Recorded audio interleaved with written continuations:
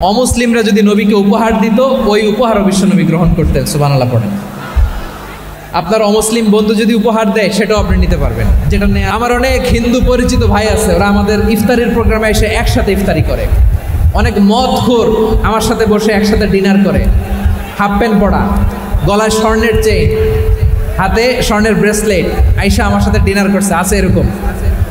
গাঁজাখোর, আমি বলি আসো, welcome welcome to my dinner, আসো বসো। বসলেই তো আমি ওর ডিএনএ, চিন্তার ডিএনএ চেঞ্জ করে দেওয়ার সুযোগ পাবো। চিল্লায় বলো ঠিক কি না? আসতে হবে আমার কাছে। Our door is open, the door of Islam is open 24/7। সব সময় আমাদের ইসলামের দরজা আমার অমুসলিম ভাইদের জন্য খোলা আছে, না নেই? এই হাদিস থেকে দুইটা শিক্ষা। এক নম্বর শিক্ষা, প্রতিবেশী মুসলিম হোক অমুসলিম হোক, যান। অসুস্থ হইলে একটু আপেল নিয়ে যান, আঙ্গুর নিয়ে যান, কমলা নিয়ে যান, তাদের সাথে ভালো আচরণ করেন। ইসলামের বিউটি দেখে, সৌন্দর্য দেখে অবাক হবে, নসিব ভালো হলে কোনোদিন কালিমা পড়ে মুসলমান হয়ে যাবে। ঠিক কিনা বলেন? তাহলে অমুসলিমের সাথে ভালো সম্পর্ক। বিশ্বনবী ইহুদির বাড়িতে গেলেন, ইহুদির বাড়ি, আর আমার মুসলমান ভাই আমার কাফের বলে, এরকম আছে না নাই? মুসলিমরা দেখতে পারে না, সহ্য করতে পারে। বিশ্বনবী সাল্লাল্লাহু আলাইহি ওয়াসাল্লাম ইহুদির বাড়িতে গেলেন, এটা একটা শিক্ষা। এই হাদিস থেকে আমাদের শিক্ষা হলো, আমার প্রতিবেশী যেই ধর্মের হোক আমি সম্পর্ক রাখবো। অসুস্থ হলে যাব, কি বলেন ভাইরা? যাবেন না? যাবেন না আপনারা? আচ্ছা, 2 নম্বর শিক্ষা হলো, বিষ্ণু ইসলামের খাদেম ছিল ইহুদি, এতদিন খেদমত করলো, একদিনও বিশ্বনবী ওর কালিমার দাওয়াত দেয় নাই। কারণ কি? বিশ্বনবী একটা ভালো সময়ের অপেক্ষা করতেছিলেন, প্রপার টাইমিং। দাঈর কাজ হচ্ছে দাঈ ইলাল্লাহ, সে হচ্ছে সুযোগ সন্ধানী। দাঈ সুযোগ খোঁজে, কখন দাওয়া দিলে ব্যাটে বলে হবে, ঝোপ বুঝে কোপ মারে। ঠিক কিনা বলেন? বিষ্ণু ইসলাম ভালো সময়ের অপেক্ষা করতেছিলেন, দেখি ভালো সময় আসুক আসুক আসুক আসুক। আস্তে আস্তে এমন সময় আসছে, ছেলে এবার মুমূর্ষ। অসুস্থ ব্যক্তির হৃদয় অত্যন্ত নরম থাকে। হসপিটালে যখন কেউ যায় তার হৃদয়টা বড্ড নরম থাকে, মৃত্যুর ভয়ে তার অন্তরটা নরম থাকে। ঠিক কিনা বলেন? এই প্রপার টাইমিং এর অপেক্ষা করতেছিলেন। যখনই টাইমিং পেয়েছেন, দাওয়াত দিলেন, পড়ো লা ইলাহা ইল্লাল্লাহ, সুবহানাল্লাহ পড়েন সবাই। তাহলে ইসলাম অমুসলিম প্রতিবেশীর সাথে ভালো আচরণ করতে বলে। ইসলাম অমুসলিম মাতা পিতার সাথেও ভালো আচরণ করতে বলে। এখন বলেন, ইসলাম কি ন্যারো মাইন্ডেড রিলিজিয়ান না ব্রড মাইন্ডেড? লালমনিরহাটের যুবক ভাইরা আওয়াজ করো, ইসলাম কি ন্যারো মাইন্ডেড না ব্রড মাইন্ডেড? কতটা ব্রড মাইন্ডেড দেখেন। বিশ্বনবী সাল্লাল্লাহু আলাইহি সাল্লাম অমুসলিমরা যদি নবীকে উপহার দিত ওই উপহারও বিশ্বনবী গ্রহণ করতেন। সুবহানাল্লাহ পড়েন। আপনার অমুসলিম বন্ধু যদি উপহার দেয় সেটাও আপনি নিতে পারবেন, যেটা নেওয়া জায়েজ। কিন্তু আপনার বন্ধু যদি আপনার মদের বোতল দেয়, নিতে পারবেন? হ্যাঁ, মদের বোতল দিলে পারবেন না। আপনার বন্ধু যদি আপনার পর্ক দেয়, পর্ক, শূকরের গোশত মিশ্রিত কোনো খাবার, ওটা নিতে পারবেন না। হালাল যে কোনো জিনিস নিতে পারবেন। বিশ্বনবী সাল্লাল্লাহু আলাইহি ওয়াসাল্লাম অমুসলিমদের দেয়া হাদিয়া গ্রহণ করতেন। কেমন নবী ছিলেন? আমার নবীরে চিনে নেন, আমার নবীর অ্যাটিটিউড জেনে নেন। বিশ্বনবী সাল্লাল্লাহু আলাইহি ওয়াসাল্লাম যখন কোনো জনপদে যেতেন 3টা অপশন নিয়ে যেতেন। প্রিয় ভাইয়ের আওয়াজ করে বলতে হবে, কোনো জনপদে গেলে আমার নবীর অপশন থাকতো কয়টা? আমার মতো 3 আঙ্গুল উঁচু করে দেখান আর বলুন, আমার নবী কোনো জনপদে গেলে কয়টা অপশন নিয়ে যেতেন? 1 নম্বর অপশন, আসলিম তাসলাম। নতুন এলাকায় গেলে বলতেন আসলিম তাসলাম, ইসলাম ধর্ম গ্রহণ করো, শান্তিতে থাকবা, আমার ভাই হয়ে যাবো, আমরা ভাই ভাই। ইসলাম মানো, আমরা ভাই ভাই। অপশন নাম্বার কত? 1। যদি বলে না ইসলাম মানবো না, ওকে, অপশন নাম্বার 2, মুসলিম হওয়ার দরকার নাই, লা ইকরাহা ফিদ্দিন, ইসলামে কোনো বাড়াবাড়ি নাই। খ্রিস্টান আছো থাকো, বৌদ্ধ আছো থাকো, ইহুদি থাকতে চাও থাকো, কিন্তু আমরা যেহেতু রিজিওনাল সুপার পাওয়ার, আমাদের আন্ডারে থাকো, ট্যাক্স দিয়া থাকো, এটার বলে জিজিয়া। আলেম যারা আছেন বুঝবেন, এটার আরবিতে কি বলে? জিজিয়া। You pay us the tax, we will give you the security. তোমরা ট্যাক্স দিবা, আমরা সিকিউরিটি দিব, আমাদের আওতায় থাকবা, কেউ তোমাদেরকে আক্রমণ করতে পারবে না, আমরা নিরাপত্তা দিব। সুবহানাল্লাহ বলেন।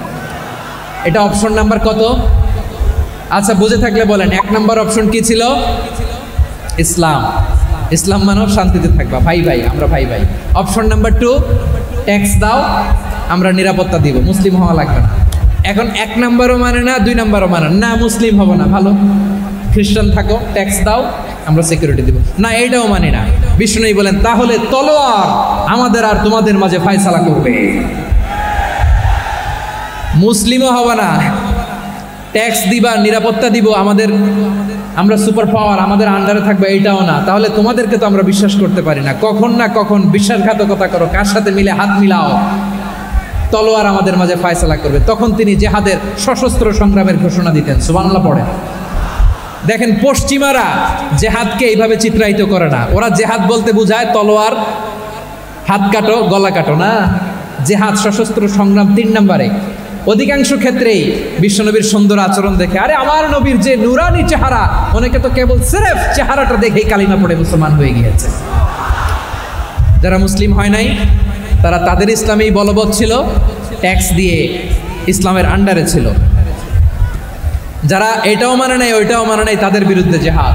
বিষ্ণু ইসলাম 7ম হিজরিতে যখন খায়বার বিজয়ের পরে ইসলাম রিজিওনাল সুপার পাওয়ার হিসেবে আত্মপ্রকাশ করলো, বিশ্বনবী চিঠি লিখলেন অন্যান্য সুপার পাওয়ারের কাছে, রাষ্ট্রীয় চিঠি লেখে এক রাষ্ট্রপ্রধান আরেক রাষ্ট্রপ্রধানের কাছে, ঠিক কিনা বলেন? জানেন না আপনারা?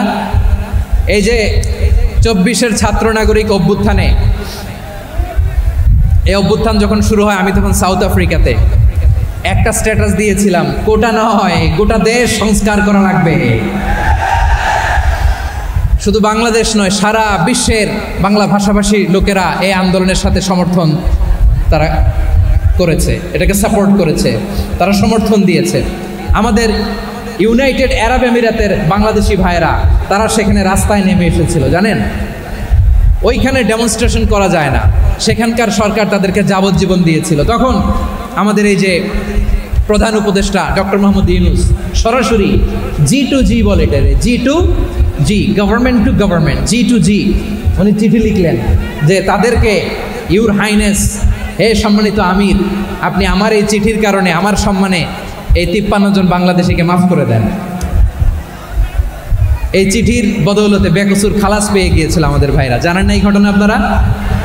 তাহলে গভর্নমেন্ট টু গভর্নমেন্ট চিঠি দেওয়া হয়। 7ম হিজরিতে বিষ্ণু ইসলাম সব সুপার পাওয়ারের কাছে চিঠি দিলেন, রোমান সম্রাটের কাছে, পারস্য অধিপতির কাছে, মিশরের অধিপতির কাছে, সবার কাছে চিঠি লিখলেন। চিঠির ভাষা ছিল এরকম, মিন মুহাম্মাদিন রাসূলিল্লাহ ইলা মুকাওকিস আযীমিল কিবত, মুহাম্মদ রাসূলুল্লাহর পক্ষ থেকে মিশরের বাদশার কাছে, আসলিম তাসলাম, ইসলাম মানো শান্তিতে থাকবা, সালামুন আলা মান ইত্তাবাআল হুদা, শান্তি তার জন্য যে হেদায়েতের অনুসরণ করে। সুবহানাল্লাহ পড়েন। তো এই চিঠি অনেকে ভালোভাবে রিসিভ করেছে, অনেকে এই চিঠি পাওয়ার পরে নবীর কাছে আবার ইন রিটার্ন উপহার পাঠিয়েছে। কি পাঠিয়েছে? উপহার। মিশরের বাদশাহ মুকাওকিস তিনি বিশ্বনবীকে বিশাল এক উপহারের ডালি পাঠিয়েছেন। মিশরের বাদশাহ মুকাওকিস ছিলেন ধর্মে খ্রিস্টান। লালমনিরহাটের ভাইয়েরা আওয়াজ করে বলেন, মিশরের বাদশাহ ধর্মে কি ছিল? খ্রিস্টান। কি উপহার দিয়েছিল আমার নবীকে? শুনতে মনে চায়? আওয়াজ নাই লালমনিরহাটের গলায়, শুনতে মনে চায়? 1000 স্বর্ণমুদ্রা, 1000 স্বর্ণমুদ্রা। 2টা খ্রিস্টান দাসী, একজনের নাম মারিয়া বিনতে শামউন আল কিফতিয়া, আরেকজনের নাম সিরিন বিনতে শামউন আল কিফতিয়া। একজন খ্রিস্টান দাস 20 থান কাপড় জামা বানানোর জন্য, আমরা নবী যেন সেলাই করে জামা বানাতে পারে এজন্য 20 থান কাপড়, 20 থান ফাইন গার্মেন্ট। সুবহানাল্লাহ পড়বেন না? এরপরে একটা গাধা যেটার নাম ছিল উফাইর, আর একটা খচ্চর, এটার নাম ছিল দুলদুল। খচ্চর চিনেন? গাধা আর ঘোড়ার ক্রসিংয়ে যে প্রাণীটা দুনিয়াতে আসে ওটার খচ্চর বলে। তো এই যে সুপার পাওয়ার খ্রিস্টান বাদশার কাছে নবী চিঠি লিখলেন, ওই খ্রিস্টান বাদশা আমার নবীকে উপহার দিল। বিশ্বনবী এই উপহারগুলো সানন্দে গ্রহণ করেছে। সুবহানাল্লাহ পড়বেন না? তাহলে অমুসলিম কেউ যদি আপনাকে উপহার দেয়, হালাল উপহার হলে আপনি গ্রহণ করতে পারবেন। অনুরূপভাবে পারস্যের বাদশা রোম সম্রাট বিশ্বনবীকে উপহার পাঠিয়েছেন, আমার নবী সবগুলো উপহার গিফট গ্রহণ করেছেন। সুবহানাল্লাহ বলেন। তাহলে প্রিয় লালমনিরহাট, আওয়াজ করে বলুন, ইসলাম কি ন্যারো মাইন্ডেড রিলিজিয়ন না ব্রড মাইন্ডেড?